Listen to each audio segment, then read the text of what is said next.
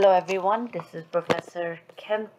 This is my part 2 of chapter 17, and today we are going to discuss dilutive earning per share. We learned earning per share, how to calculate basic earning per share. Now we are going to be learning about dilutive earning per share.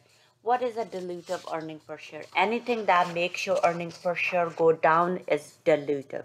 That's what it means. Anything that makes your basic earning per share go down is called it's called the dilutive earning per share. And what makes them go down? If company has to have a complex structure in order for them to have a dilutive earning per share, means somebody converted or the debt holder converted these shares. That's when you have a dilutive earning per share. So now this is our next question. Next example is determine whether the convertible debt is a dilutive. We have to test it in a way saying that is it making our earning per share go dilutive. If it's a yes, how do we know it's making it dilutive? So let's do with a simple example before we get into the complicated example. So in this case, what they did is we in this case they didn't tell us to calculate the weighted. They just told us the common shares outstanding is 210,000. And do we have any preferred? They didn't mention it, so preferreds are 0. So how do we calculate basic earning per share? Basic earning per share is your net income available to common shareholders, which is going to be 210,000 minus preferred is 0. So in this case, divided by 100,000 gives me $2.10, which is also calculated in this case. Now we wanted to know, the question is asking, is the convertible debt is dilutive? How do we know if it's a dilutive?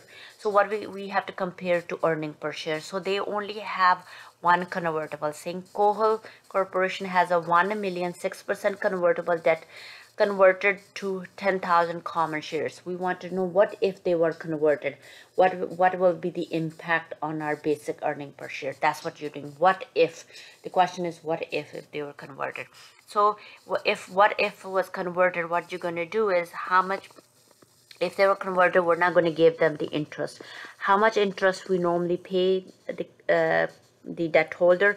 We pay $1 million was our debt times the 6%, which is times your 1 minus your tax rate, because interest expense it goes on your income statement, which is a write-off for tax purposes. So minus the tax rate, which gives me the 42,000. So then this is another, in your book or Wiley Plus will say this is an income numerator divided by your shares, which if they converted, they will be converted in, if you don't, your debt will be converted into shares. The shares, how many shares will be issued? The shares will be issued will be 10,000. So the shares are denominator MINTATOR equal to your $4.10. That becomes your earning per share. So now what you're going to do is, in order to say if it's a dilutive or anti-dilutive, so there's two words that we needed to pay attention. One is a dilutive, the other one is anti-dilutive. Dilutive is if when you calculate the earning per share, if it's more than the basic earning per share, then it's anti-dilutive. If they're less than your earning per share you calculated for that debt is less, then it's a dilutive. In this case, it's more, so it's anti-dilutive. So these securities are anti-dilutive because earning per share is $4.10. Your basic earning per share is $2.10. If it's dilutive, is if it makes your earning per share go down, it's dilutive. If it makes your earning per share go up, it's anti-dilutive. Anti-dilutives are not included in dilutive earning per share. Now sometimes we have to rank them. The next question will be that where we have to show you how to rank them. If you have more than, now in this case you only had a one debt, you could have more than one debt. If you have a more than one debt, how you rank it and how you calculate the dilutive earning per share. That's our next example. So let's do our next example in this question. Now, if you look at it, there's two securities. So that we have two convertibles. And the company will, if they have a convertible, that means they have a complex capital structure. So how do we do this question? This question is exactly from the book, I believe. Maybe the numbers are changed, but I don't think I changed the numbers for this one. So when you are doing the basic, how do we do a basic earning per share first? Because you need the basic in order to calculate your dilutive. So, or to compare it to make it dilutive or anti-dilutive. In this case, I don't see any preferred, so the preferred dividends are 0 divided by 100,000. Pretty simple, $4.10. So we're comparing it to $4.10. Let's do each security. In this case, we'll do the first security. That's your 6%. We're going to do 6% convertible debenture.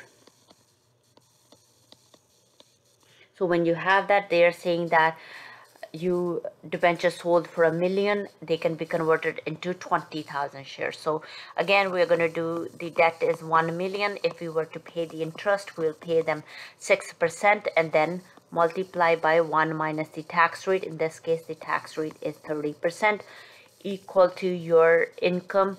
Your income will be your income will be your I don't have the number, I think it's 42,000. So this is your income numerator. Then we need a shares, because we need to divide it by shares to calculate your earning per share. Divided by how many shares can they be converted? They can be converted into 20,000. So we want to know what if they were converted, even though they didn't convert it, but what if they were converted? Sometimes gets converted. I think there's one question that you have to learn how to, if they were converted to 20,000, which is going to be $2.10. That's the earning per share. Now you're going to compare to your basic earning per share. If it's lower, then means it's dilutive. If it was more, if it's a more, it's anti. If it's a less, it's a dilutive. In this case, it's a dilutive. So now I wanted to show you how to rank it. Let's do the next one and then I will show you how to rank them. So our next one is number 2, which have now 10%. Now this convertible has, they're paying 10% interest. Convertible debt, it can be converted into shares for 32,000 common share.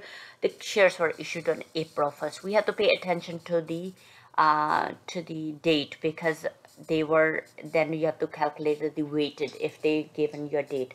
If they don't give you a date, they are outstanding for the full year. In this case, we have 500,000 multiplied by the 10%, multiplied by 1 minus the tax rate, which is 0.30, equal to, gives me 26,250. Divided by, it can be converted into 32,000 shares. In this case, when you're doing your 32,000 shares, you're gonna do, okay, here when you do it April 1st, you have to pay attention to the date. Sorry, I didn't put it in.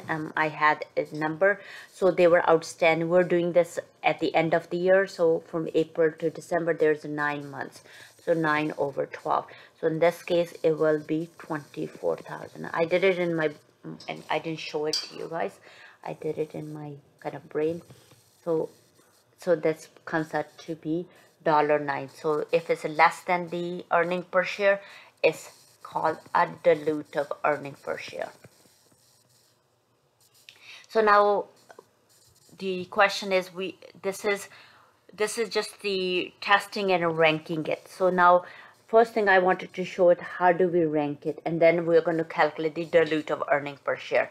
So this is, we're still calculating earning per share. We haven't calculated the dilutive earning per share. So now what happens? How do we rank it? When you rank it, if you have two securities, so in case we have a, security that is 6%, or that we have a security that is 10%. So now when you rank it, when you rank it to the lowest to the highest.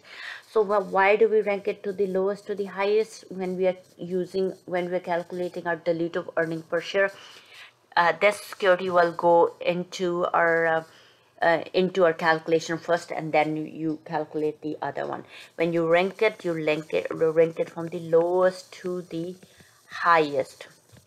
So this is my first one, and this is put in a different number, different ink. So this is your first one, and this is your second one. When you rank it from the lowest to the highest. Let's see if we can put it into the calculation and calculate our dilutive earning per share. So let's I'm going to use the green ink. So we have what we're going to do, we have a income, then we have share, and then we have earning per share, right?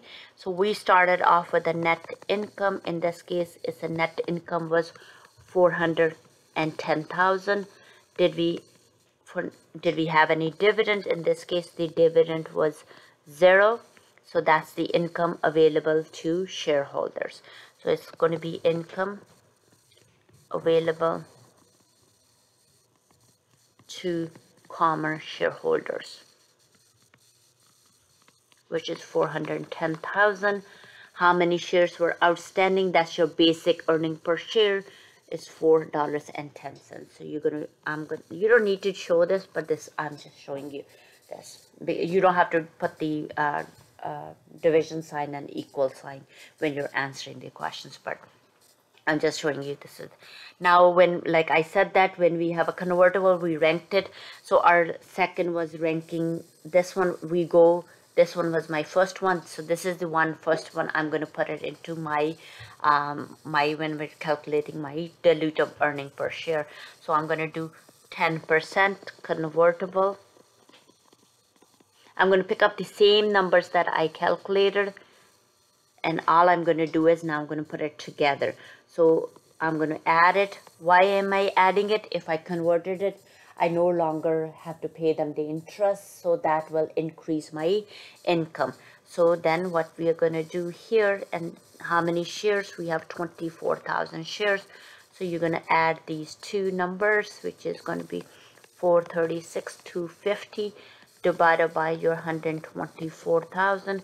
It gives you $3.52. So now what we're doing is our earning per share is going down. It has to go down in order for us to have a dilutive earning per share. If it's an anti-dilutive, we will not be including it into our calculation. So next one is your 6% convertible. So that will be your adding the 42,000. Again, the numbers that we're getting from is what we did it when we rank the securities. 42,000, and this is your 20,000. I'm going to add the numbers 478,250, and here we have 144,000 divided equal to 332.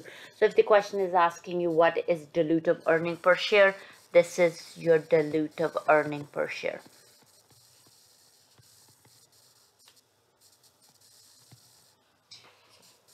So this is where will be, I left U out of it.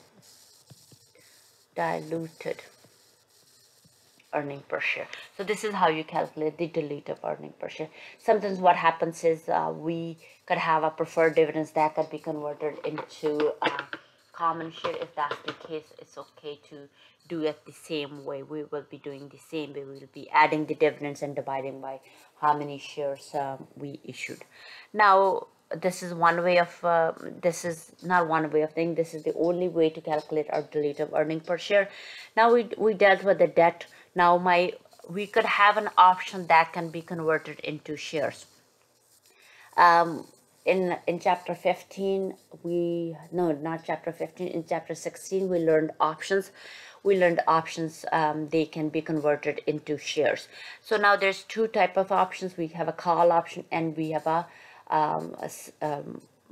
call option to buy and put options to sell. So you could have a call or you could have a put.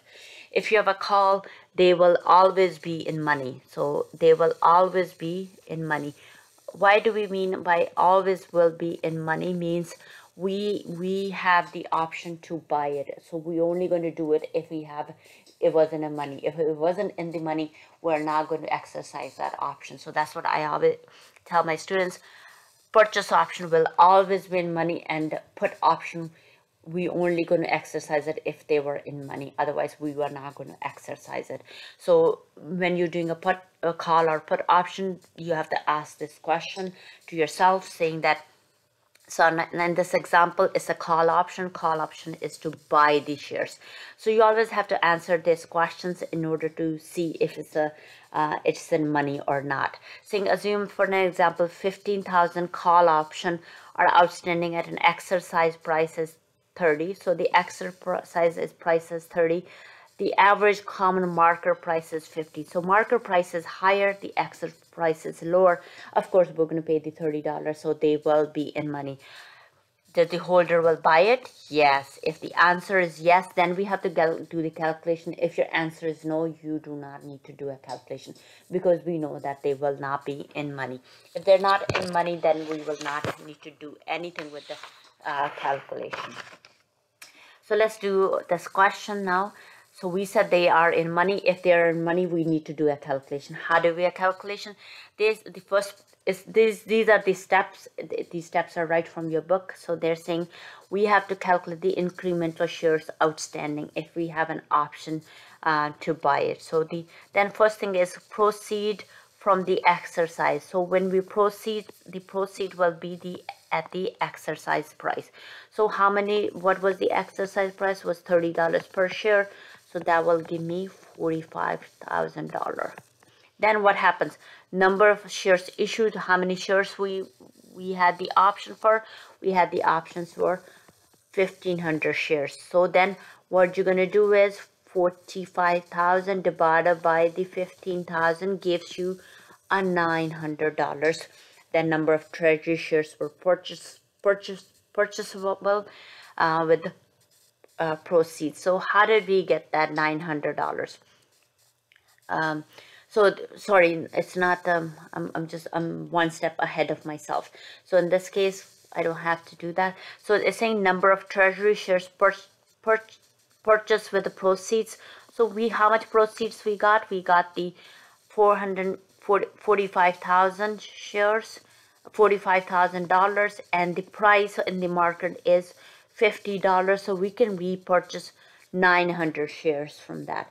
But then 1,500 minus the 900 will be the incremental value, incremental shares outstanding. So you have a more shares, incremental shares outstanding. So when you take that, how do you calculate your incremental shares outstanding? You take the number of shares issued and how many shares you repurchased with the cash that we got. You can only repurchase 900 shares. If the number is a positive, then we know the option is in. The other way of knowing that the option is in money. So if the option is money, we include it into our dilutive earning per share.